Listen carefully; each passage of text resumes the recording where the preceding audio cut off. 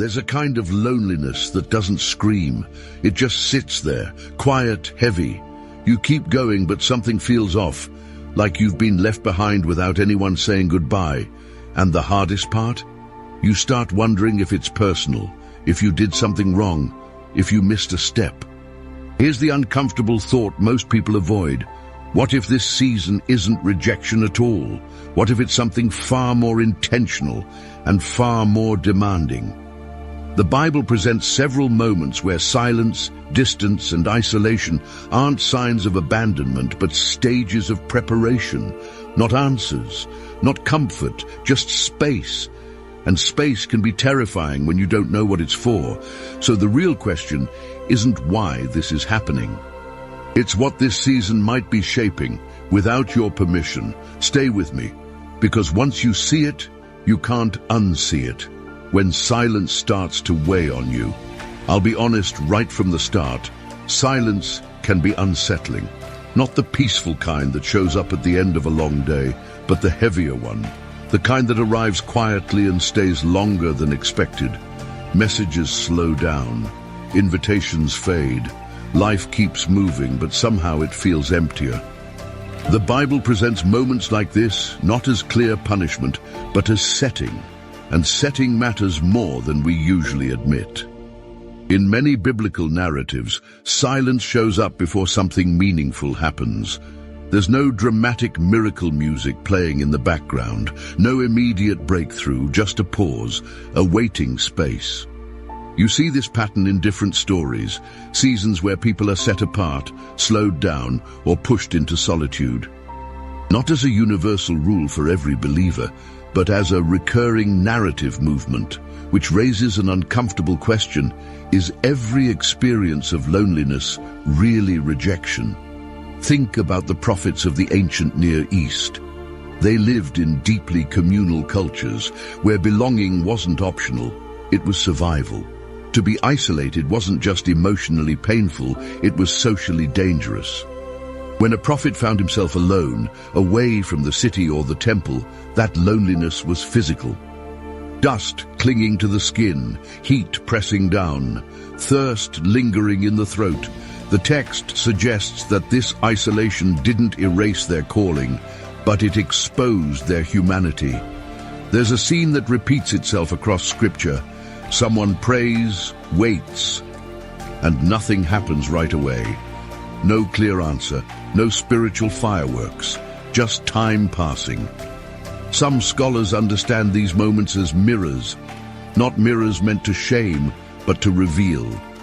They reveal expectations, hidden fears, and dependencies that noise and routine usually keep buried. And this is where it touches real life. Loneliness often shows up when life slows down, when routines lose their excitement, when work becomes mechanical, productivity dips, or mental health quietly asks for attention, even when we'd rather ignore it. This isn't a spiritual diagnosis, it's an honest reflection. Sometimes silence simply creates space to notice what's been neglected. Maybe the hardest part isn't being alone. Maybe it's losing the distractions that keep us from ourselves. That's uncomfortable, because suddenly there are questions we can't answer quickly. I've caught myself trying to fill that space with anything available. Or maybe that's not exactly it, now that I think about it. Sometimes the space itself is doing something important. What if this silence isn't the end of the story, but the beginning of refinement? Let that sit for a moment, because what comes next shifts everything. The desert was never an accident. This part is harder to say out loud, but here it goes. In Scripture, solitude is rarely random. The desert especially keeps showing up like an unwanted character that refuses to leave the story. Moses doesn't meet God in the comfort of Egypt's palaces, but after 40 years tending sheep in obscurity. The text suggests that the desert wasn't a detour. It was part of the formation, not glamorous, not efficient, just necessary. In the ancient world, the desert wasn't poetic, it was dangerous, no shade, no safety net. You didn't wander there to find yourself. You went there because something forced you out of familiar structures. When biblical writers talk about the wilderness, they're not romanticizing isolation. They're describing a place where control disappears fast. And maybe that's the point the narrative keeps circling back to. Jesus himself enters that space. Before teaching crowds, before miracles become public, the Gospels place him alone in the wilderness. Different Christian traditions read this moment in different ways, but the sequence matters. Silence comes before visibility, hunger before affirmation. The text doesn't rush it. 40 days pass slowly. Temptation isn't loud, it's subtle, practical, almost reasonable. That detail matters more than we think. What's striking is that nothing productive happens there by modern standards. No career growth, no measurable output, just resistance, discernment and clarity forming under pressure. That challenges the way we evaluate seasons in our own lives. We're trained to measure worth by momentum, by progress, by visible results. The desert offers none of that. And still, Scripture treats it as meaningful. This is where the story quietly confronts us. What do we do when life feels unproductive? When routines shrink instead of expand? When relationships thin out and we're left with long stretches of quiet, not as punishment, not as proof of failure, just as a season that refuses to be rushed? The Bible doesn't tell us to enjoy it. It simply doesn't let us skip it. I'll admit, this is uncomfortable. We want explanations. We want timelines. But the desert narratives resist both. They ask for presence instead of answers, endurance instead of clarity, and maybe, just maybe, they're preparing the ground for something that wouldn't survive any other environment. Because once you leave the desert, you're never the same person who entered it. And that realization opens a much deeper question about what refinement actually costs when God seems quiet but not absent. I need to be careful here because this is where people usually jump to conclusions. Silence easily gets labeled as absence. But biblically speaking, those two ideas aren't always the same thing. In fact, the text often separates them. There are moments when God is clearly active in the story, yet noticeably quiet in the experience of the person living it. That tension sits right at the heart of many biblical narratives. Take Elijah, for instance. He lives in a violent, unstable period of Israel's history, under kings who actively oppose prophetic voices. After a dramatic public confrontation, he ends up alone, exhausted and afraid. The story doesn't rush past his emotional collapse. He hides, he sleeps, he complains. And when God finally engages, it's not through fire or wind, but through a low whisper. The narrative suggests that divine presence doesn't always match human expectations. What's interesting is how disappointed Elijah seems before that moment. He expected clarity, resolution, maybe even relief. Instead, he gets questions. Direction, yes, but not comfort in the way he imagined. Some theologians point out that this scene reframes power. It's not always loud, not always overwhelming. Sometimes it's precise, quiet, and deeply unsettling because it demands attention. That subtlety matters for real life. When answers don't arrive quickly, we tend to assume something's wrong with us, with our faith, with God. But the biblical pattern complicates that assumption. Silence doesn't automatically signal distance. It can signal intention, not to confuse, but to refine how someone listens, what they're listening for, and why.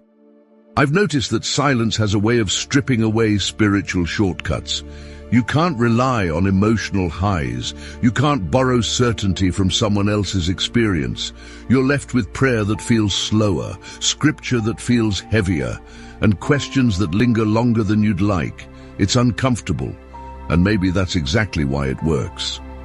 Here's the unsettling thought the text leaves hanging. What if the quiet isn't meant to be filled immediately? What if it's shaping a kind of listening that noise would ruin? Refinement hurts more than rejection. This is where the story gets uncomfortable, so I won't soften it.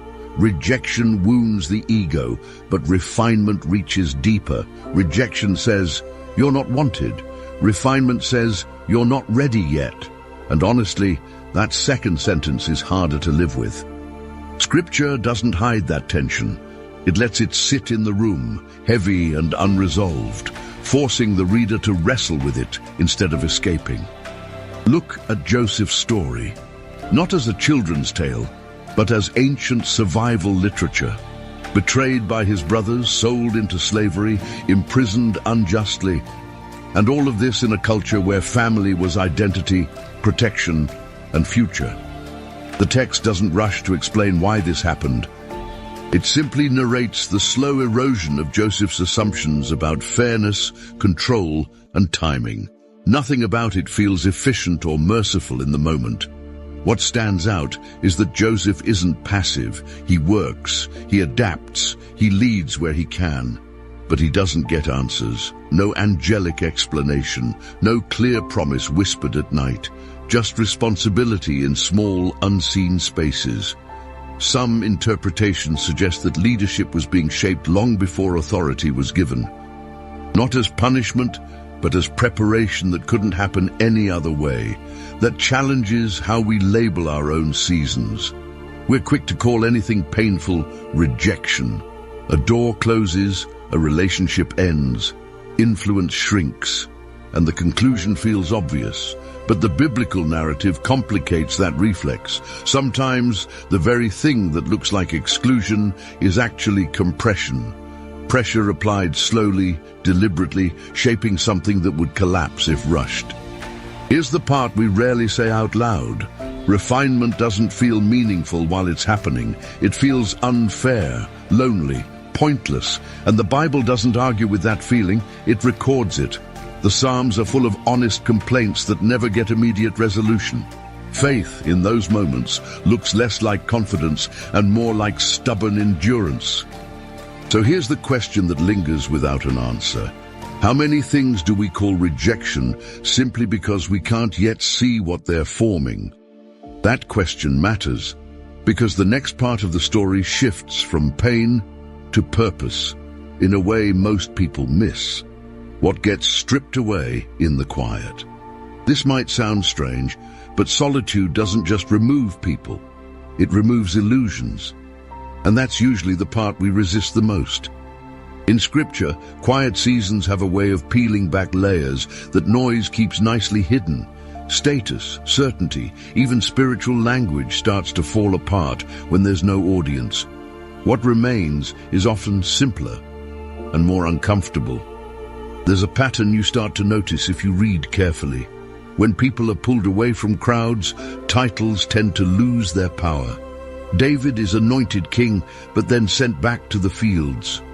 Saul has the crown, but loses peace. The text doesn't frame this as irony for entertainment's sake. It suggests that identity, when built on position, doesn't survive isolation very well. In ancient cultures, especially in Israel's context, public recognition meant safety and future. To lose visibility was to lose leverage. So when biblical characters fade into the background, what's being tested isn't just patience, it's attachment. Attachment to outcomes, to timing, to the idea that progress must always be visible to be real. This is where silence does its quiet work. It exposes what we lean on when no one's watching. Prayer becomes less polished. Faith loses its slogans. You stop performing and start noticing what actually sustains you, or doesn't. And that realization can feel disorienting, because it turns out some things we called faith were really habits supported by momentum. I've seen this play out in ordinary life too. When routines slow, when productivity drops, when mental energy runs low, certain identities stop working. You can't hide behind busyness anymore. You're forced to confront questions like, who am I when nothing is being affirmed? Not as accusation, as reflection. And reflection takes time. The unsettling truth the text hints at is this. Some things must be removed before others can grow. Not because they're evil, but because they're in the way. And once those layers are gone, the story doesn't get easier, but it does get clearer. That clarity is where the next shift begins. The slow rebuilding. No one applauds. This is the part almost nobody talks about, because it doesn't make for a good highlight reel. After things are stripped away, after silence does its work, what comes next isn't immediate restoration. It's rebuilding, slowly, quietly, and usually without witnesses. Scripture doesn't glamorize this stage, but it doesn't skip it either. It lingers there longer than we'd like. Nehemiah's story captures this well. He returns to Jerusalem long after the damage is done. The walls are broken, the city vulnerable, the people discouraged. Historically, this is a fragile post-exile period, full of political tension and emotional fatigue. The rebuilding doesn't start with celebration. It starts with assessment, walking the ruins at night, taking inventory of what's actually left. What's striking is how practical the work becomes, brick by brick, family by family, everyone repairing the section of wall right in front of their house. No dramatic speeches every day, no constant reassurance, just consistency. Some biblical scholars point out that this is where faith shifts form, from belief under pressure to obedience in routine. And routine, honestly, is harder to romanticize. This stage feels painfully ordinary. You show up. You do what's in front of you. You don't know yet if it will matter. Opposition shows up, doubt creeps in, progress feels slow. The text doesn't hide that frustration. It records threats, exhaustion, and moments where quitting would have made sense. Rebuilding doesn't erase vulnerability. It happens alongside it. There's something deeply human here. After a quiet season, we often expect clarity to instantly produce momentum. But the Bible resists that idea. It suggests that maturity grows through repetition, not revelation alone. Through small, faithful choices that don't feel spiritual enough to post about. That's refinement continuing its work, just in a different form. Here's the tension the narrative leaves unresolved. What if the most important growth in your life happens when no one is watching? And no one ever claps? That question matters, because it sets up the final turn of the story. When timing finally makes sense, almost. I'll say this carefully because this is where people expect a clean payoff, and Scripture rarely gives one. When timing starts to shift, it doesn't arrive with fireworks. It sneaks in, often quietly enough that you almost miss it. One door opens, not 10. One conversation changes, not the whole story. The Bible presents these moments as subtle turns, not dramatic finales. Think about Joseph again, but later in the narrative. Years have passed. Power finally shows up. Authority, recognition, influence, all the things that were absent before. But the text spends surprisingly little time celebrating that shift. Instead, it zooms in on his internal response. When the past stands in front of him, his brothers, unaware, vulnerable, the real test isn't leadership, it's memory. Timing reveals character before it rewards faithfulness. What's striking is that Joseph himself admits confusion. He names meaning only in hindsight. Not during the pit, not during prison. Only later does he begin to articulate a larger picture, and even then, cautiously. The narrative suggests that clarity often trails obedience, not the other way around. And that's frustrating because we prefer explanations up front. This mirrors real life more than we'd like to admit. Sometimes things start aligning, but the scars remain. You move forward, but questions linger. You gain perspective, but not closure in every area. The Bible doesn't frame this as failure. It frames it as realism. Redemption doesn't erase history, it reframes it. Here's where refinement quietly proves its value. Without the silence, the stripping, the slow rebuilding, timing would destroy rather than serve. Influence without depth collapses. Opportunity without maturity corrodes. Scripture seems less concerned with when things happen and more concerned with who we've become when they do. So the unresolved tension stays with us. What if the delay wasn't about postponement at all, but alignment? That question doesn't demand an answer. It demands patience. Learning to live without constant answers. This is usually where impatience creeps back in. After timing starts to make a little sense, we expect clarity to follow in full. But the biblical story doesn't cooperate with that expectation. It slows down again. It suggests that even mature faith lives with unanswered questions. Not because something is missing, but because something deeper is forming. Look at Abraham late in his life. The promises exist. The journey is real, but certainty never becomes complete. Hebrews later reflects on this, noting that some promises were seen from a distance, not fully held. Historically, this matters. Ancient covenant language assumed trust over control. Abraham walks forward without having every detail explained, and Scripture doesn't treat that as a flaw. That challenges how we define spiritual growth. We often equate maturity with confidence, clarity, and decisiveness.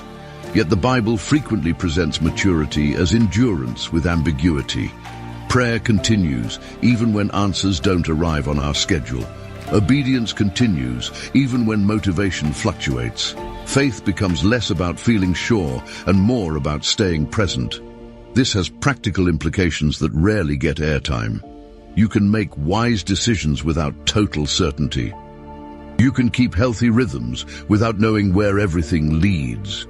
You can tend relationships, work responsibly, and care for your mental and emotional health while still carrying questions. Scripture doesn't shame uncertainty. It normalizes it.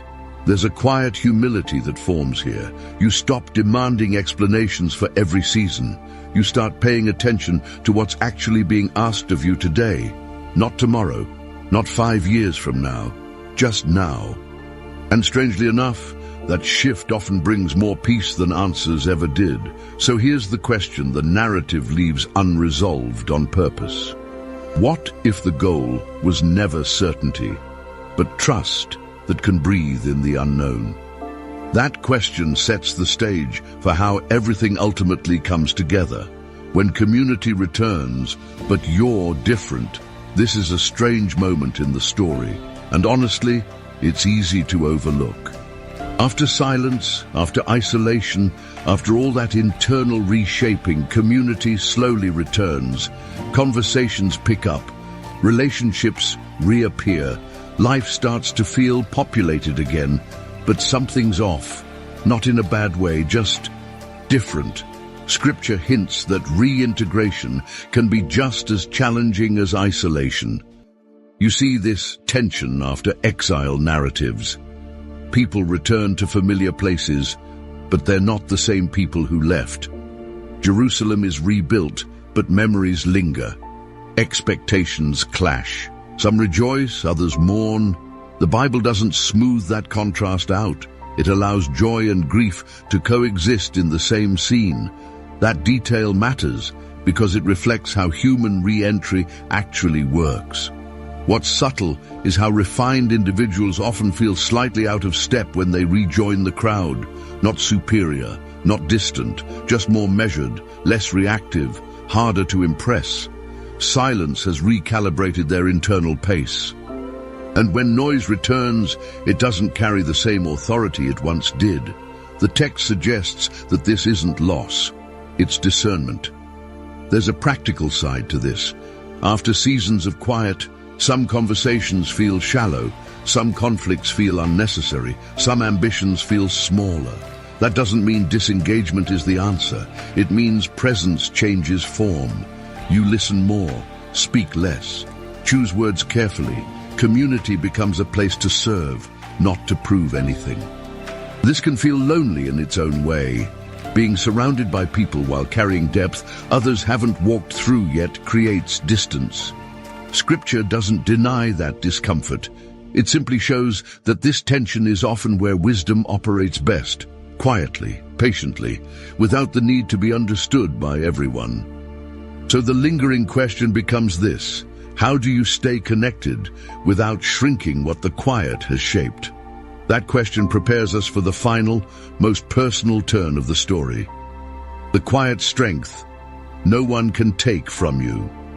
This is where the story turns inward one last time. Not loudly, not dramatically, just honestly. After refinement, after rebuilding, after re-entering community, something remains that didn't exist before, a kind of strength that doesn't announce itself. Scripture doesn't give it a flashy name, but you recognize it when you see it. It's stability that doesn't depend on circumstances cooperating. You notice it in Paul's later letters.